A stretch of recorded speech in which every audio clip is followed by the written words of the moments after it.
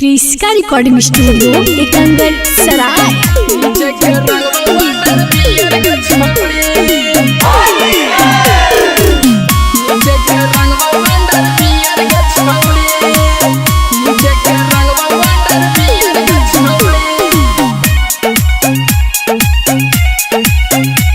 Presented by Kriska films. Holi में तर चोली लाल पियर के छौली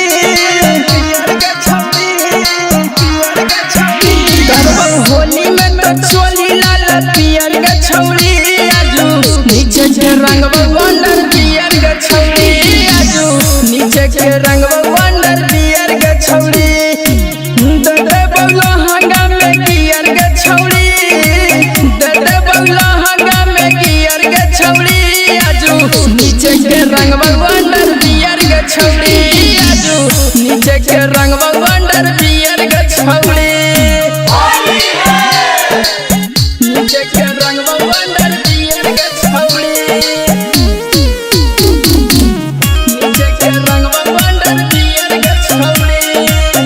नीचे के रंग वंडर पियर के छौली आगे छोली में डलबुआ रजडी कलरवा ढोली के करबौ बलरवा गे छौरी यहू तोरे लभरवा गे यहू तोरे लभरवा गे छौरी आबे न जल्दी रंग ठीक से लगैबौ पिके दारू बियर सरररा लगैबौ कहहिया उ बात क्लियर के छौरी आजू नीचे के रंग वंडर बियर के छौरी आजू नीचे के रंग वंडर बियर के छौरी दे बौला हंगा में गियर के छौरी दे बौला हंगा में गियर के छौरी आजू नीचे के रंग वंडर बियर के छौरी आजू नीचे के रंग वंडर बियर के छौरी नीचे के रंग वंडर बियर के छौरी नीचे के रंग वंडर बियर के छौरी क्रिस्का रिकॉर्डिंग स्टूडियो एकंगर सराय। आगे लहंगा में डलबौ मोट पीछे करिया ऊपर से डलबौ बिरिया गे छौरी आके तू सट जो न भिरिया गे आके तू सट जो न भिरिया गे छौरी माने ले तू राइट सुजीत के कहनवा रंगवाई ले समनवा रंगी दे तौ मनवा